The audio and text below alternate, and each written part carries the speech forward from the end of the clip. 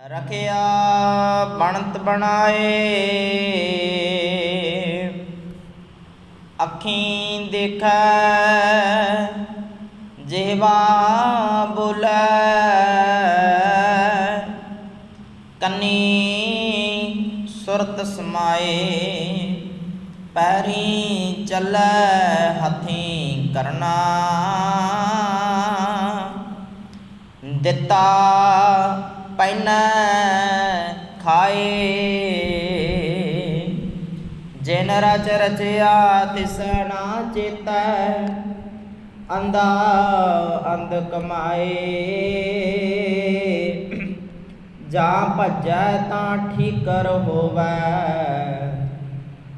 ਘਾੜਤ ਘੜੀ ਨਾ ਜਾਏ, ਨਾਨਕ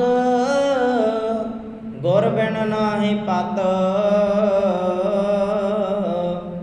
ਪਤ ਬਿਨ ਪਾਰ ਨਾ ਪਾਏ। ਧੰਨ ਵਾਹਿਗੁਰੂ ਸਾਹਿਬ ਜੀ। ਏ ਸਰੀਰਾ ਮੇਰਿਆ, ਇਸ ਜਗ ਮੈਂ ਆਏ ਕੈ ਕਿਆ ਤੁਧ ਕਰਮ ਕਮਾਇਆ, ਕੇ ਕਰਮ ਕਮਾਇਆ ਤੁਧ ਸਰੀਰਾ, ਜਾ ਤੂੰ ਜਗ ਮੈਂ ਆਇਆ, ਜਿਨ ਹਰ ਤੇਰਾ ਰਚਨ ਰਚਿਆ, ਸੋ ਹਰ ਮਨ ਨਾ ਵਸਾਇਆ, ਗੁਰ ਪ੍ਰਸਾਦੀ ਹਰ ਮਨ ਵਸਿਆ, ਪੂਰਬ ਲਿਖਿਆ ਪਾਇਆ, ਕਹਿ ਨਾਨਕ ਏ ਸਰੀਰ ਪ੍ਰਵਾਨ ਹੋਆ, ਜਿਨ ਸਤਿਗੁਰ ਸਿਉ ਚਿਤ ਲਾਇਆ, ਕਹਿ ਨਾਨਕ ਇਹ ਸਰੀਰ ਪ੍ਰਵਾਨ ਹੋਆ, ਜਿਨ ਸਤਿਗੁਰ ਸਿਉ ਚਿਤ ਲਾਇਆ।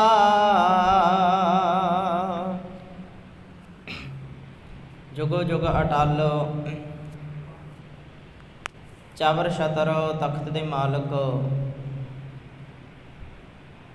ਹਲਤ ਪਲਤ ਸਵਾਰ ਦੇਨਹਾਰ ਸਤਿਗੁਰੂ ਗਰੀਬ ਨਵਾਜ ਪਾਤਸ਼ਾਹ,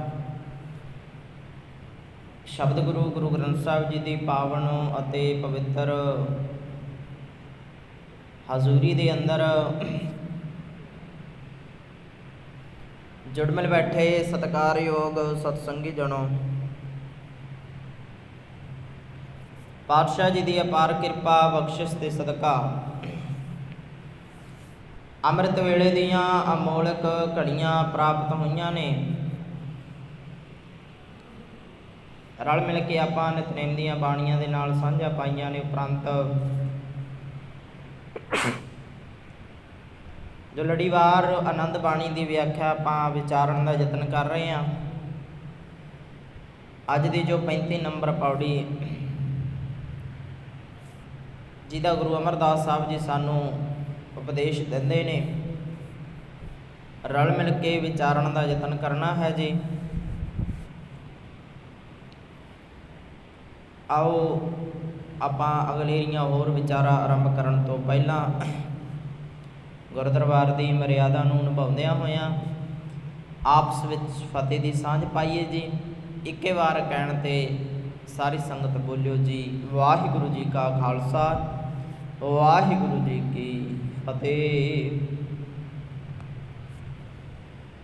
ਆਨੰਦ ਬਾਣੀ ਦੀ ਵਿਆਖਿਆ ਨੂੰ ਸਮਝਦਿਆਂ ਹੋਇਆਂ ਆਪਾਂ ਹੁਣ ਤੱਕ 34 ਜੋ ਪੌੜੀਆਂ ਨੇ ਸਮਝੀਆਂ ਨੇ। ਅੱਜ ਦੀ ਜੋ 35 ਨੰਬਰ ਪੌੜੀ ਹੈ, ਇਹਦੀ ਵਿਚਾਰ ਜੋ ਗੁਰੂ ਅਮਰਦਾਸ ਪਾਤਸ਼ਾਹ ਜੀ ਸਾਨੂੰ ਬਖਸ਼ਿਸ਼ ਕਰਦੇ ਨੇ।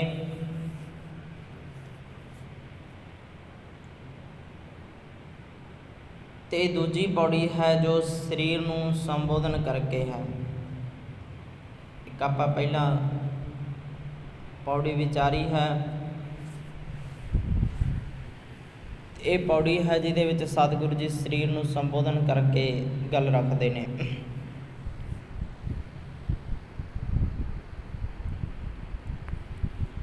ਤਾਂ ਗੁਰੂ ਅਮਰਦਾਸ ਪਾਤਸ਼ਾਹ ਜੀ ਇਸ ਪਾਵਨ ਉਪਦੇਸ਼ ਵਿੱਚ ਜੋ ਸਾਨੂੰ ਸਮਝਾਉਣਾ ਕਰਦੇ ਨੇ, ਜੋ ਸਾਨੂੰ ਦੇ ਰਹੇ ਨੇ ਮੱਤ, ਅਸੀਂ ਕਿੰਨੀ ਕੁ ਕਮਾਉਣੀ ਹੈ ਜਾਂ ਗੱਲ ਨੂੰ ਕੋਖਦਿਆਂ ਹੋਇਆਂ ਅਸੀਂ ਆਪਣੇ ਆਪ ਦੇ ਵਿੱਚ ਝਾਤ ਮਾਰਨੀ ਹੈ। ਕਿਉਂਕਿ ਜਿਹੜਾ ਬੰਦਾ ਪੜ੍ਹਦਾ ਹੈ, ਗੁਰਬਾਣੀ ਹਰੇਕ ਦੇ ਆਪਣੇ ਲਈ ਹੈ।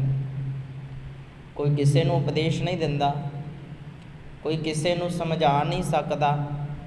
ਜਿਹੜਾ ਵੀ ਪੜ੍ਹੇਗਾ ਆਪਣੇ ਆਪ ਦੇ ਲਈ ਹੈ। ਹਾਂ, ਇਹ ਜ਼ਰੂਰੀ ਹੁੰਦਾ ਜੇ ਕੋਈ ਪਾਠ ਕਰ ਰਿਹਾ ਹੈ, ਬੋਲ ਰਿਹਾ ਹੈ, ਉਹ ਸਿਰਫ ਗੁਰੂ ਦਾ ਉਪਦੇਸ਼ ਸਾਨੂੰ ਸੁਣਾ ਰਿਹਾ ਹੈ, ਨਾ ਕਿ ਉਹ ਉਪਦੇਸ਼ ਸਾਨੂੰ ਦੇ ਰਿਹਾ ਹੈ, ਨਾ ਕਿ ਉਹ ਸਾਨੂੰ ਸਿੱਖਿਆ ਦੇ ਰਿਹਾ ਹੈ।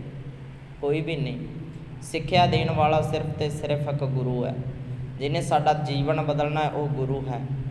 ਅਤੇ ਕਦੇ ਵੀ ਆਪਾਂ ਇਸ ਲੈਵਲ ਤੋਂ, ਕਦੇ ਵੀ ਇਸ ਨਜ਼ਰ ਤੋਂ ਆਪਾਂ ਵੇਖ ਨਹੀਂ ਸਕਦੇ ਕਿ ਜਿਹੜਾ ਉਪਦੇਸ਼ ਦੇ ਰਿਹਾ ਹੈ ਉਹ ਵੀ ਕਿਤੇ ਗੁਰੂ ਵਰਗਾ ਹੋਵੇਗਾ ਜਾਂ ਉਹ ਵੀ ਇੱਦਾਂ ਨਹੀਂ।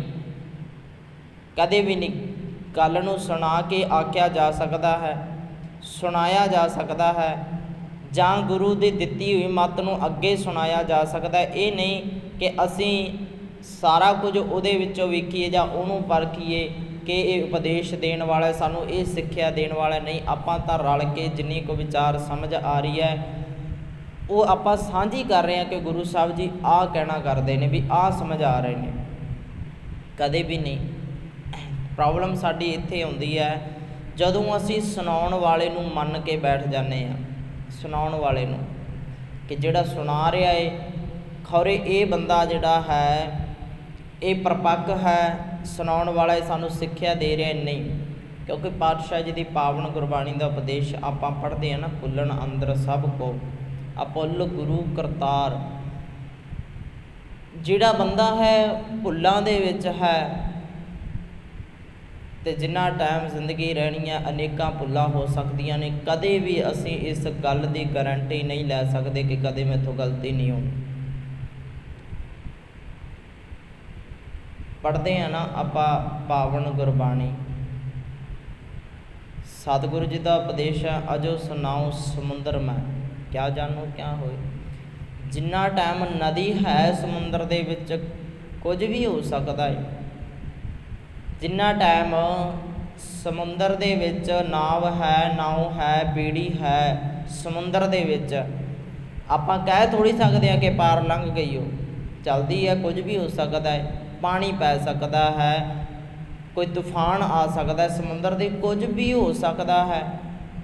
ਅਤੇ ਗੱਲ ਇਹ ਹੈ ਕਿ ਸਾਰਿਆਂ ਨੂੰ ਰਲ ਕੇ ਆਪਾਂ ਨੂੰ ਗੁਰੂ ਦਾ ਸਾਥ ਲੈਣਾ ਚਾਹੀਦਾ ਹੈ, ਜਿਹੜਾ ਸਾਡੀ ਬੇੜੀ ਨੂੰ ਪਾਰ ਲੰਘਾ ਦੇਵੇ, ਪਾਰ ਲੰਘਾ ਦੇਵੇ।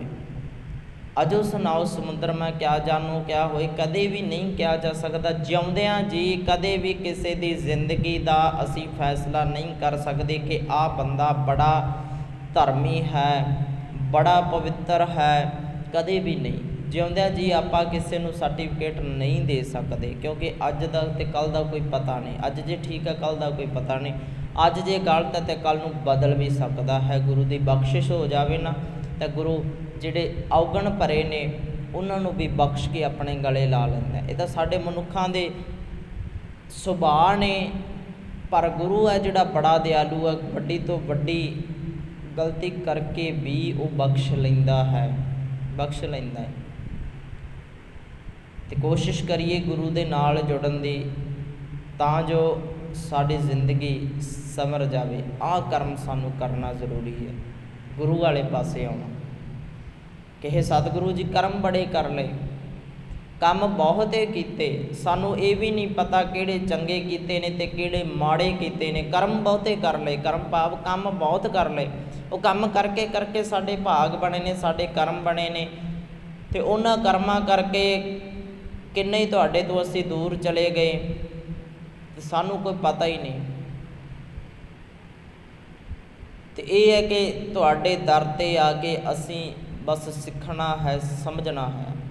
ਅਤੇ ਗੱਲ ਕਰ ਰਹੇ ਸਾਂ ਕਿ ਗੁਰਬਾਣੀ ਆਪਣੇ ਆਪ ਦੇ ਲਈ ਹੈ। ਜਿਹੜਾ ਪੜ੍ਹ ਰਿਹਾ ਹੈ, ਜਿਹੜਾ ਵਿਚਾਰਿਆ ਗੁਰਬਾਣੀ, ਉਹਨੂੰ ਉਪਦੇਸ਼ ਦਿੰਦੀ ਹੈ।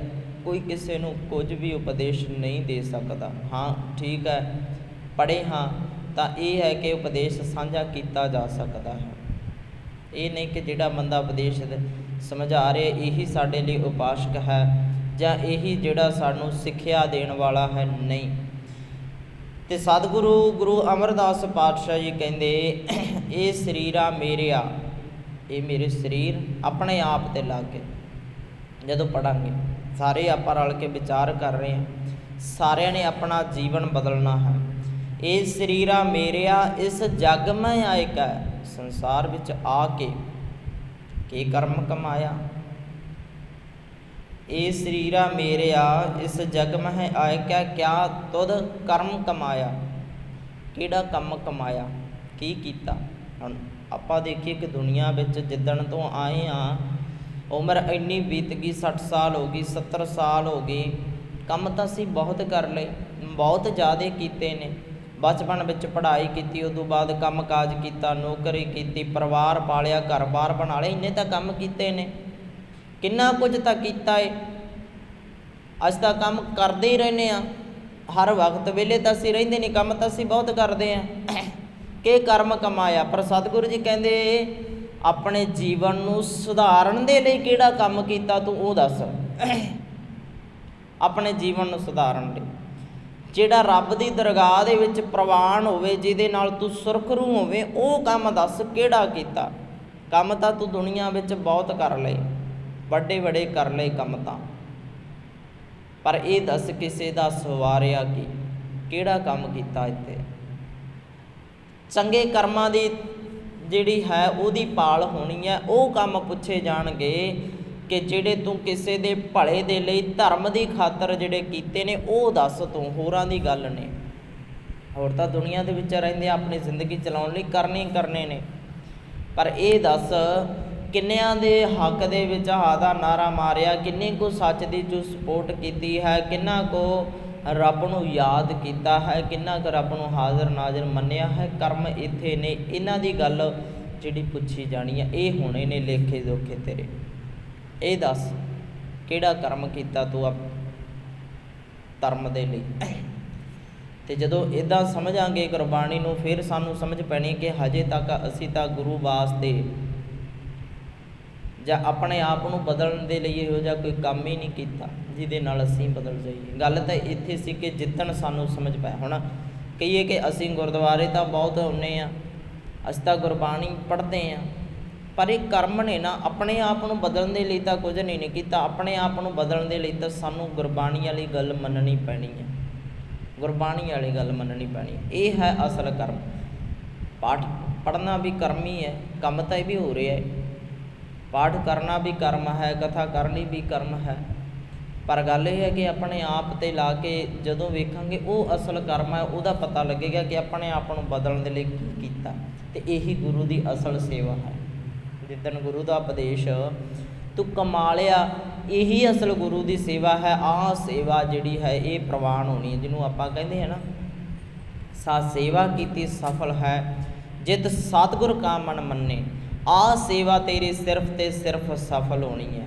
ਆਹ ਸੇਵਾ ਜਿੱਦਣ ਗੁਰੂ ਵਾਲੀ ਗੱਲ ਨੂੰ ਮੰਨ ਲਿਆ, ਜੇ ਸਤਿਗੁਰ ਕਾ ਮਨ ਮੰਨੇ, ਭਾਵ ਗੁਰੂ ਦਾ ਮਨ ਜਿੱਦਣ ਸਾਡੇ ਉੱਤੇ ਮੰਨਿਆ, ਅਤੇ ਗੁਰੂ ਦਾ ਮਨ ਉਦਣ ਮੰਨਣਾ ਹੈ ਜਿੱਦਣ ਅਸੀਂ ਗੁਰੂ ਦੀ ਗੱਲ ਨੂੰ ਮੰਨਿਆ।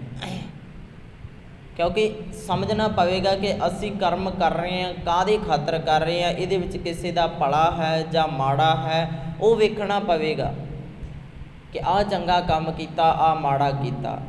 ਆਪਣੇ ਆਪ ਨੂੰ ਬਦਲਣ ਦੇ ਲਈ ਜਿੱਦਣ ਕੁਝ ਕਰਾਂਗੇ ਨਾ, ਉਦਣ ਬਦਲਿਆ ਜਾਣਾ ਹੈ, ਉਦਣ ਕਰਮ ਪ੍ਰਵਾਨ ਹੋਣੇ ਨੇ, ਅਤੇ ਉਦਣ ਆਹ ਸਰੀਰ ਪ੍ਰਵਾਨ ਹੋਣਾ ਹੈ। ਰੱਬ ਨੂੰ ਯਾਦ ਕਰਨਾ ਪਵੇਗਾ। ਗੁਰਦੁਆਰੇ ਤਾਂ ਆਉਂਦੇ ਹਾਂ, ਪਰ ਕਦੇ ਸੋਚੇ ਅਸੀਂ ਕੀ ਲੈਣ ਆਉਂਦੇ ਹਾਂ। ਗੁਰੂ ਸਾਹਿਬ ਅੱਗੇ ਮੱਥਾ ਟੇਕਦੇ ਹਾਂ, ਕਦੇ ਨਹੀਂ ਸੋਚਿਆ ਕਿ ਕਿਉਂ ਟੇਕਦੇ ਹਾਂ। ਸੇਵਾ ਕਰਦੇ ਹਾਂ, ਕਿਉਂ ਕਰਦੇ ਹਾਂ, ਕਦੇ ਵੀ ਨਹੀਂ। ਜਿੱਦਣ ਇਹ ਸੋਚੀ, ਜਿੱਦਣ ਸਮਝ ਆਈ ਕਿਉਂ ਕਰਦੇ ਹਾਂ, ਕਾਹਦੇ ਵਾਸਤੇ, ਕੀ ਕਰੀਏ, ਇਹ ਸਵਾਲ ਸਾਨੂੰ ਸਮਝਣਾ ਪਵੇਗਾ। ਕਿਉਂਕਿ ਅਸੀਂ ਗੁਰਦੁਆਰੇ ਆ ਤਾਂ ਕੀ ਕਰਨ ਆਉਂਦੇ ਹਾਂ, ਭਾਵ ਤਾਂ ਇਹ ਹੈ ਗੁਰੂ ਨੂੰ ਮੱਥਾ ਟੇਕਣਾ, ਕਿ ਅਸੀਂ ਗੁਰੂ ਤੋਂ ਸਿੱਖਿਆ ਲੈ ਰਹੇ ਹਾਂ, ਗੁਰੂ ਦੀ ਗੱਲ ਹੈ ਜਿਹੜੀ ਉਹ ਮੰਨਣੀ ਹੈ, ਅਤੇ ਉਹ ਅਸੀਂ ਅੱਗੇ ਮੰਨਣ ਨੂੰ ਤਿਆਰ ਨਹੀਂ। ਗੁਰਦੁਆਰੇ ਆਉਣ ਦਾ ਮਕਸਦ ਹੀ ਇਹ ਹੈ ਨਾ, ਗੁਰੂ ਦੀ ਗੱਲ ਨੂੰ ਅਸੀਂ ਮੰਨਣਾ ਹੈ, ਗੁਰੂ ਦਾ ਉਪਦੇਸ਼ ਲੈਣ ਜਾ ਰਹੇ ਹਾਂ, ਸਿੱਖਿਆ ਲੈਣ ਜਾ ਰਹੇ ਹਾਂ, ਪਰ ਮੰਨਣੀ ਨਹੀਂ। ਤੇ ਸਤਿਗੁਰੂ ਜੀ ਕਹਿੰਦੇ ਸਰੀਰਾ ਮੇਰੇ ਇਸ ਜੱਗ ਮਹਿ ਆਏ ਕਿਆ ਕਿਆ ਤੁਧ ਕਰਮ ਕਮਾਇਆ। ਜਿੰਨਾ ਟਾਈਮ ਤੂੰ ਗੱਲ ਨਹੀਂ ਨਾ ਮੰਨ ਲੈਂਦਾ ਗੁਰੂ ਦੀ, ਉਹਨਾਂ ਟਾਈਮ ਗੁਰੂ ਨੇ ਵੀ ਤੇਰੇ ਉੱਤੇ ਪ੍ਰਸੰਨ ਨਹੀਂ ਹੋਣਾ ਉਹਨਾਂ ਟਾਈਮ। ਤੇ ਜਿੱਦਣ ਗੁਰੂ ਦੀ ਗੱਲ ਮੰਨੀ ਗਈ ਤੇਰੇ ਦੁੱਖ ਕਲੇਸ਼ ਖਤਮ ਹੋ ਜਾਣੇ ਨੇ। ਸਾ ਸੇਵਾ ਕੀਤੀ ਸਫਲ ਜਿਤ ਸਤਿਗੁਰ ਕਾ ਮਨ ਮੰਨੇ। ਜਦ ਸਤਿਗੁਰ ਕਾ ਮਨ ਮੰਨਿਆ ਤਾਂ ਪਾਪ ਸੰਭਲ ਭੰਨੇ। ਜਿੱਦਣ ਤੇਰੇ ਅੰਦਰੋਂ ਇਹ ਪਾਪ ਖਤਮ ਹੋ ਗਏ, ਜਿੱਦਣ ਧਰਮ ਸੰਤੋਖ ਦਇਆ ਭਾਵਨਾ ਚਿੱਤ ਵਿੱਚ ਆ ਗਈ, ਫਿਰ ਉਦਣ ਸਮਝ ਲੱਗਣੀ ਹੈ ਕਿ ਹਾਂ ਹੁਣ ਗੁਰੂ ਮੰਨ ਗਿਆ। ਉਦਣ ਗੁਰੂ ਮੰਨਿਆ ਜਾਣਾ ਆ, ਉਦਣ ਸਮਝਿਆ ਜਾ ਸਕਦਾ ਕਿ ਗੁਰੂ ਮੰਨਿਆ ਹੈ ਜਿੱਦਣ ਤੇਰੇ ਅੰਦਰੋਂ ਖਤਮ ਹੋ ਗਈ। ਅਤੇ ਜੇ ਹਜੇ ਤੱਕ ਸਾਡੇ ਵਿੱਚ ਸਾਰਾ ਕੁਝ ਇਹੋ ਜਿਹਾ ਪਿਆ ਹੈ ਤਾਂ ਇਹਦਾ ਮਤਲਬ ਇਹ ਹੈ ਕਿ ਅਸੀਂ ਗੁਰੂ ਦੀ ਕਿਰਪਾ ਦੇ, ਗੁਰੂ ਦੀ ਸਮਝ ਦੇ ਪਾਤਰ ਨਹੀਂ ਬਣੇ। ਸਾਰਿਆਂ ਨੇ ਆਪਣੇ 'ਤੇ ਲਾ ਕੇ ਆਪਾਂ ਵੇਖਣੀ ਆ ਕਿ ਨਹੀਂ ਬਣੇ। ਘਾਟ ਹੈ, ਕਿਤੇ ਸਾਡੀ ਮੱਤ ਵਿੱਚ ਘਾਟ ਹੈ, ਕਿਤੇ ਅਸੀਂ ਹੱਠ ਕਰੀ ਬੈਠੇ ਹਾਂ, ਜਿੱਦ ਕਰੀ ਬੈਠੇ ਹਾਂ ਅਤੇ ਉਹ ਛੱਡਣਾ ਪੈਣਾ ਹੈ। ਕਬੀਰ ਸਾਹਿਬ ਜੀ ਦਾ ਉਪਦੇਸ਼ ਆ ਉਹ ਵੀ ਇਹੀ ਬਖਸ਼ਿਸ਼ ਕਰਦੇ ਨੇ, ਕਹਿੰਦੇ ਕਬੀਰ ਗੁਰ ਲਾਗਾ ਤਬ ਜਾਨੀਐ। ਉਦੋਂ ਮੰਨਿਆ ਜਾਵੇਗਾ, ਗੁਰੂ ਦੀ ਕਿਰਪਾ ਉਦੋਂ ਮੰਨੀ ਜਾਵੇਗੀ। ਕਹਿੰਦੇ ਮਿਟੈ ਮੋਹ ਤਣ ਤਾਪ। ਜਿੱਦਣ ਮੋਹ ਦਾ ਤਾਪ ਹੈ ਨਾ ਜਿਹੜਾ ਤਣ ਦੇ ਵਿੱਚੋਂ ਖਤਮ ਹੋ ਗਿਆ, ਜਿੱਦਣ ਮੋਹ ਤਾਪ ਹੈ ਜਿਹੜਾ ਖਤਮ ਹੋ ਗਿਆ, ਉਦਣ ਮੰਨਿਆ ਜਾਣਾ ਹੈ ਕਿ ਗੁਰੂ ਦੀ ਬਖਸ਼ਿਸ਼ ਹੋ ਗਈ ਆ, ਹੁਣ ਗੁਰੂ ਤੇਰੇ ਅੰਗ ਸੰਗ ਹੈ।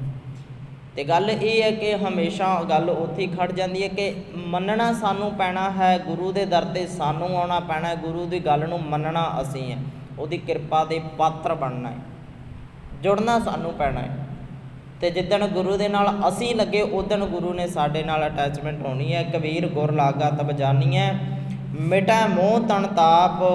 ਅੱਗੇ ਸਤਿਗੁਰੂ ਜੀ ਕਹਿੰਦੇ ਹਰਖ ਸੋਗ ਦਾਜੈ ਨਹੀਂ ਤਬ ਹਰ ਆਪੈ ਆਪ।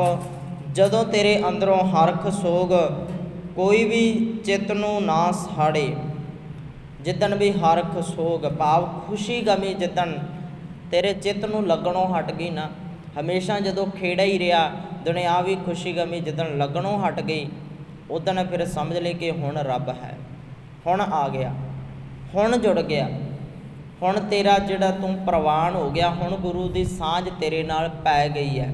ਦੇਰੀ ਤਾਂ ਤੇਰੇ ਵਿੱਚ ਸੀ, ਦੂਰੀ ਤਾਂ ਤੂੰ ਬਣਾ ਕੇ ਬੈਠਾ ਸੀ, ਪਰ ਹੁਣ ਅਸਲ ਕਰਮ ਕੀਤਾ ਹੈ ਆਪਣੇ ਆਪ ਨੂੰ ਬਦਲਣ ਵਾਲਾ, ਗੁਰੂ ਦੇ ਉਪਦੇਸ਼ ਨੂੰ ਸਮਝਣ ਵਾਲਾ। ਇਹ ਸਰੀਰਾ ਮੇਰੇ ਆ ਇਸ ਜੱਗ ਮੈਂ ਆਏਗਾ ਕਿਆ ਤੁਧ ਕਰਮ ਕਮਾਇਆ, ਕਿ ਕਰਮ ਕਮਾਇਆ ਤੁਧ ਸਰੀਰਾ ਜਾ ਤੂੰ ਜੱਗ ਮੈਂ ਆਇਆ। ਦੋ ਵਾਰੀ ਸਤਿਗੁਰੂ ਜੀ ਗੱਲ ਕਰਦੇ ਨੇ, ਕਹਿੰਦੇ ਪ੍ਰਭੂ ਸਿਮਰਨ ਤੋਂ ਬਿਨਾਂ ਹੋਰ ਕੰਮ ਹੀ ਕਰਦਾ ਰਿਹਾ, ਰੱਬ ਨੂੰ ਆਰਾਧਨ ਵਾਲਾ ਕਿਹੜਾ ਕੰਮ ਕੀਤਾ। ਰੱਬ ਨੂੰ ਆਰਾਧਨ ਵਾਲਾ ਰੱਬ ਨੂੰ ਕਿੱਦਣ 'ਤੇ ਆਇਆ, ਜਿੱਦਣ ਰੱਬ ਤੇਰੇ ਚਿੱਤ ਵਿੱਚ ਆਇਆ ਹੁੰਦਾ। ਜੇ ਤੇਰੇ ਚਿੱਤ ਵਿੱਚ ਆਇਆ ਹੁੰਦਾ ਕਿਸੇ ਦਾ ਤੂੰ ਬਹੁਤ ਕੁਝ ਸਵਾਰ ਦੇਣਾ ਸੀ, ਬੜੇ ਕੰਮ ਕਰ ਲੈਣੇ ਸੀ, ਪਰ ਚਿੱਤ ਵਿੱਚ ਆਏ ਨਹੀਂ ਰੱਬ। ਜੇ ਚਿੱਤ ਵਿੱਚ ਆਇਆ ਹੁੰਦਾ ਰੱਬ ਤਾਂ ਹਰੇਕ ਥਾਂ 'ਤੇ ਦਿਸਣਾ ਸੀ। ਜਿੱਦਣ ਵੇਖਣ ਦੀ ਤੈਨੂੰ ਸਮਝ ਆਈ ਹੁੰਦੀ, ਰੱਬ ਨੂੰ ਵੇਖ ਲੈਂਦਾ ਤਾਂ ਬਹੁਤ ਕੁਝ ਸਵਰ ਜਾਣਾ ਸੀ ਇੱਥੇ। ਫਿਰ ਤੇਰੇ ਚੰਗੇ ਕਰਮਾਂ ਦਾ ਲੇਖਾ ਸੀ ਜਿਹੜਾ ਸੋਹਣਾ ਹੋਣਾ ਸੀ, ਤੇਰੇ ਲੇਖੇ ਦੇ ਵਿੱਚ ਸੋਹਣੇ ਕਰਮ ਲਿਖੇ ਜਾਣੇ ਸਨ, ਪਰ ਕਮਾਇਆ ਨਹੀਂ ਨਾ। ਅੱਗੇ ਸਤਿਗੁਰੂ ਜੀ ਕਹਿੰਦੇ ਬਸ ਗੱਲ ਇਹ ਹੈ ਕਿ ਜਿਨ ਹਰ ਤੇਰਾ ਰਚਨ ਰਚਿਆ ਸੋ ਹਰ ਮਨ ਨ ਵਸਾਇਆ। ਆਹ ਕੰਮ ਨਹੀਂ ਤੂੰ ਕੀਤਾ, ਕੀ ਕਰਮ ਕਮਾਇਆ ਤੁਧ ਸਰੀਰਾ ਜਾ ਤੂੰ ਜਗ ਮੈਂ ਆਇਆ।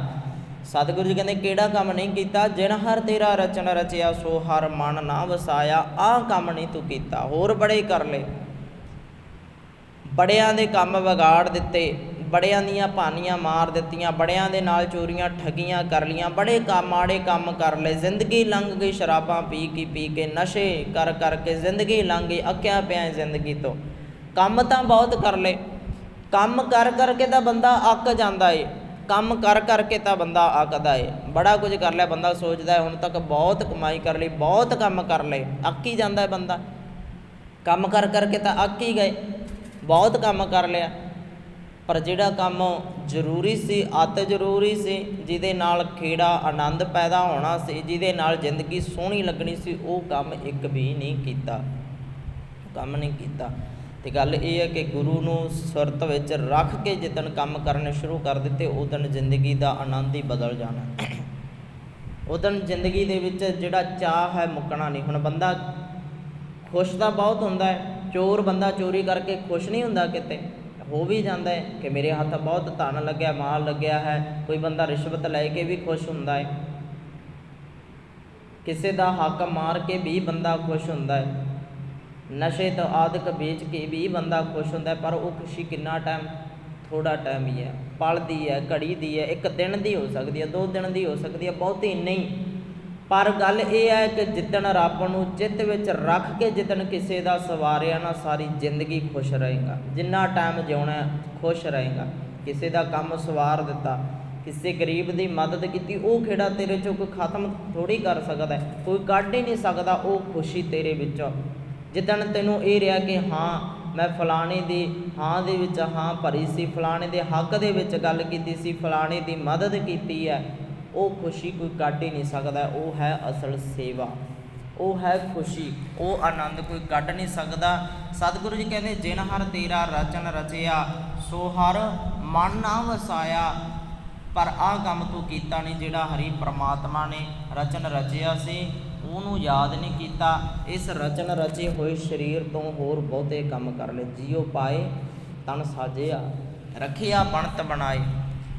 ਜਿਹੜੇ ਨੇ ਜਿੰਦ ਪਾ ਕੇ ਇਹ ਤਨ ਸਾਜਿਆ ਹੋਇਆ ਹੈ, ਸੋਹਣੀ ਬਣਤ ਬਣਾ ਕੇ ਰੱਖਿਆ ਹੈ, ਉਹਨੂੰ ਯਾਦ ਨਹੀਂ ਕੀਤਾ। ਜੀਉ ਪਾਏ ਤਨ ਸਾਜਿਆ, ਰੱਖਿਆ ਬਣਤ ਬਣਾਏ।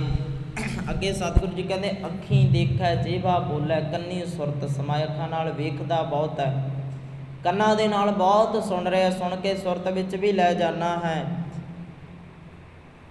ਜੀਭ ਦੇ ਨਾਲ ਬੋਲਦਾ ਵੀ ਬਹੁਤ ਹੈ। ਪਰ ਅੱਖਾਂ ਦੇ ਨਾਲ, ਇਸ ਜੀਭ ਦੇ ਨਾਲ, ਇਹਨਾਂ ਕੰਨਾਂ ਦੇ ਨਾਲ ਕਦੇ ਉਸ ਰੱਬ ਨੂੰ ਨਾ ਵੇਖਣ ਦਾ, ਨਾ ਸੁਣਨ ਦਾ ਯਤਨ ਹੀ ਨਹੀਂ ਕੀਤਾ, ਨਾ ਹੀ ਕਦੇ ਉਹਦੇ ਗੁਣ ਗਾਉਣ ਦਾ ਤੂੰ ਯਤਨ ਕੀਤਾ।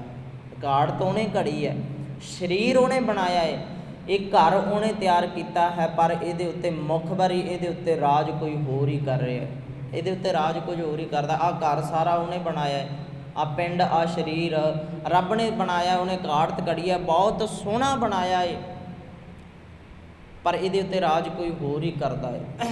ਜੀਉ ਪਾਏ ਤਨ ਸਾਜਿਆ, ਰੱਖਿਆ ਬਣਤ ਬਣਾਏ। ਅੱਖੀਂ ਦੇਖੈ ਜੀਭਾ ਬੋਲੇ, ਕੰਨੀ ਸੁਰਤ ਸਮਾਏ। ਅੱਗੇ ਸਤਿਗੁਰੂ ਜੀ ਕਹਿੰਦੇ ਪੈਰੀ ਚੱਲੈ, ਹੱਥੀਂ ਕਰਨਾ, ਦਿੱਤਾ ਪੈਣਾ ਖਾਏ। ਪੈਰਾਂ ਨਾਲ ਚੱਲਦਾ ਵੀ ਹੈ, ਹੱਥਾਂ ਦੇ ਨਾਲ ਕਰਦਾ ਵੀ ਹੈ, ਅਤੇ ਇਹ ਸਰੀਰ ਨੂੰ ਵਧੀਆ ਰੱਖਣ ਦੇ ਲਈ ਰੱਬ ਖਾਣ ਵਾਸਤੇ ਵੀ ਦੇ ਰਿਹਾ ਹੈ, ਪਹਿਨਣ ਦੇ ਲਈ ਵੀ ਦੇ ਰਿਹਾ ਹੈ। ਉਹ ਪਹਿਨ ਵੀ ਰਿਹਾ ਹੈ, ਖਾ ਵੀ ਰਿਹਾ ਹੈ, ਪਰ ਉਹਨੂੰ ਚਿੱਤ ਵਿੱਚ ਨਹੀਂ ਲਿਆਉਂਦਾ, ਉਹਨੂੰ ਨਹੀਂ ਆਰਾਧਦਾ। ਦਿੱਤਾ ਹੋਇਆ ਉਹਦਾ ਕੁਝ, ਸਾਰਾ ਕੁਝ। ਸਰੀਰ ਵੀ ਜਿਹੜਾ ਹੈ ਅਮੋਲਕ ਦਿੱਤਾ ਹੋਇਆ ਹੈ, ਦਿੱਤਾ ਖਾਧਾ ਪਹਿਨਿਆ ਹੋਇਆ ਵੀ ਉਹਦਾ ਹੀ ਖਾ ਰਿਹਾ ਹੈ, ਪਹਿਨ ਰਿਹਾ ਹੈ। ਪਰ ਸਤਿਗੁਰੂ ਜੀ ਕਹਿੰਦੇ ਬਸ ਉਹਨੂੰ ਨਹੀਂ ਯਾਦ ਕਰਦਾ। ਜਿਨ ਰਚ ਰਚਿਆ ਤਿਸੈ ਨ ਚੇਤੈ, ਅੰਧਾ ਅੰਧ ਕਮਾਏ। ਅੰਨਾ ਬੰਦਾ ਹੈ ਜਿਹੜਾ ਉਸ ਰੱਬ ਨੂੰ ਸੁਣ ਵੀ ਨਹੀਂ ਰਿਹਾ, ਯਾਦ ਵੀ ਨਹੀਂ ਕਰ ਰਿਹਾ, ਚਿੱਤ ਵਿੱਚ ਵਸਾ ਵੀ ਨਹੀਂ ਰਿਹਾ, ਜਿਹਨੇ ਇਹ ਘਾੜਤ ਘੜੀ ਹੈ। ਬਸ ਗੱਲ ਇਹ ਸੀ, ਸੰਸਾਰ ਵਿੱਚ ਆ ਕੇ ਜਿੱਥੇ ਹੋਰ ਬਹੁਤੇ ਕਾਰਜ ਕਰ ਰਹੇ ਹਾਂ, ਜਿੱਥੇ ਹੋਰ ਬਹੁਤੇ ਕੰਮ ਕਰ ਰਹੇ ਹਾਂ, ਰੱਬ ਨੂੰ ਆਰਾਧਨ ਵਾਲਾ ਕੰਮ ਵੀ ਅਤਿ ਜ਼ਰੂਰੀ ਸੀ। ਇਹ ਗੁਰੂ ਅਮਰਦਾਸ ਪਾਤਸ਼ਾਹ ਜੀ ਉਪਦੇਸ਼ ਦੇ ਰਹੇ ਨੇ। ਜਿਨ ਰਚ ਰਚਿਆ ਤਿਸੈ ਨ ਜਾਣੈ, ਅੰਧਾ ਅੰਧ ਕਮਾਏ। ਸਤਿਗੁਰੂ ਜੀ ਕਹਿੰਦੇ ਅੱਗੇ ਜਾਂ ਭੱਜੈ ਤਾਂ ਠੀਕਰ ਹੋਵੈ, ਘਾੜਤ ਘੜੀ ਨਾ ਜਾਏ। ਕਹਿੰਦੇ ਆਹ ਸਰੀਰ ਦਾ ਹੀ ਹੈ ਨਾ, ਰੱਬ ਨੇ ਦਿੱਤਾ, ਉਹਨੂੰ ਆਰਾਧਦਾ ਨਹੀਂ। ਜਿੱਦਣ ਮਾੜੀ ਜੀ ਠੋਕਰ ਲੱਗ ਗਈ ਨੇ ਖਤਮ ਹੀ ਹੋਣ ਜਾਣਾ, ਫਿਰ ਕੀ ਕਰ ਲੈ, ਕਿੰਨੇ ਕੁ ਕੰਮ ਕਰ ਲਵਾਂਗੇ ਹੋਰ। ਉਨਾ ਟਾਈਮ ਹੀ ਹੈ ਨਾ ਜਿੰਨਾ ਟਾਈਮ ਆ ਰੱਬ ਦਾ ਸਰੀਰ ਸਾਡੇ ਕੋਲ, ਉਨਾ ਟਾਈਮ ਹੀ ਕੰਮ ਕਰਦੇ, ਉਨਾ ਟਾਈਮ ਹੀ ਭਾਜੇ ਤੁਰੇ ਫਿਰਦੇ ਹਾਂ। ਜੇ ਆਹ ਸਰੀਰ ਹੀ ਖਤਮ ਹੋ ਗਿਆ, ਫਿਰ ਕਿਹੜੇ ਕੰਮ, ਸਾਰਾ ਕੁਝ ਇੱਥੇ ਛੱਡ ਛਡਾ ਕੇ ਜਿੰਨਾ ਮਰਜ਼ੀ ਬੰਦਾ ਬਿਜ਼ਨਸਮੈਨ ਹੋਵੇ, ਜਿੰਨਾ ਮਰਜ਼ੀ ਕੰਮ ਰਹਿੰਦਾ ਹੋਵੇ, ਜਿਹੜੇ ਮਰਜ਼ੀ ਕੰਮ ਦੇ ਵਿੱਚ ਫਸਿਆ ਹੋਵੇ, ਜਿੱਡੀ ਮਰਜ਼ੀ ਨੌਕਰੀ ਹੋਵੇ, ਭਾਵੇਂ ਸਾਲ ਦੇ ਵਿੱਚ ਇੱਕ ਦਿਨ ਵੀ ਛੁੱਟੀ ਨਾ ਹੁੰਦੀ ਹੋਵੇ, ਜਿੱਦਣ ਖਤਮ ਹੋ ਗਿਆ ਫਿਰ ਸਾਰਾ ਕੁਝ ਇੱਥੇ ਹੀ ਹੈ, ਸਾਰਾ ਕੁਝ ਰਹਿ ਜਾਣਾ। ਪਰ ਗੱਲ ਇਹ ਹੈ ਕਿ ਉਹਨੂੰ ਵੀ ਆਰਾਧਦਾ ਰਹੇ। ਸਰੀਰ ਦਾ ਕੋਈ ਪਤਾ ਨਹੀਂ, ਖਤਮ ਤਾਂ ਹੀ ਨਹੀਂ ਹੋਣਾ ਹੀ ਹੋਣਾ, ਨਾਲ ਉਹਨੂੰ ਆਰਾਧਦਾ ਰਹੇ, ਉਹਦਾ ਸ਼ੁਕਰ ਕਰਦਾ ਰਹੇ ਕਿ ਆਹ ਰੱਬ ਜੀ ਸਰੀਰ ਦਿੱਤਾ, ਇਹਦੇ ਕਰਕੇ ਮੈਂ ਕੰਮ ਬਹੁਤ ਕਰ ਰਿਹਾ, ਕਿਰਤ ਕਰ ਰਿਹਾ, ਪਰਿਵਾਰ ਪਾਲ ਰਿਹਾ, ਆਪਣੀ ਜ਼ਿੰਦਗੀ ਗੁਜ਼ਾਰ ਰਹੇ।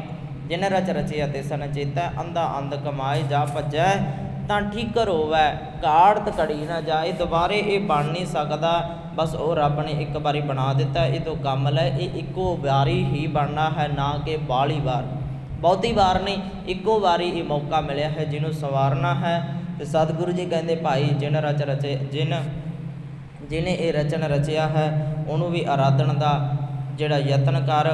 ਜਿਨ ਹਰ ਤੇਰਾ ਰਚਨ ਰਚਿਆ ਸੋ ਹਰ ਮਨ ਨਾ ਵਸਾਇਆ। ਤੇ ਸਤਿਗੁਰੂ ਜੀ ਕਹਿੰਦੇ ਵਸਾਇਆ ਕਿੱਦਾਂ ਜਾਣਾ ਹੈ? ਗੁਰ ਪ੍ਰਸਾਦੀ ਹਰ ਮਨ ਵਸਿਆ। ਗੁਰੂ ਦੀ ਕਿਰਪਾ ਦੇ ਨਾਲ ਮਨ ਵਿੱਚ ਵਸ ਜਾਣਾ ਹੈ।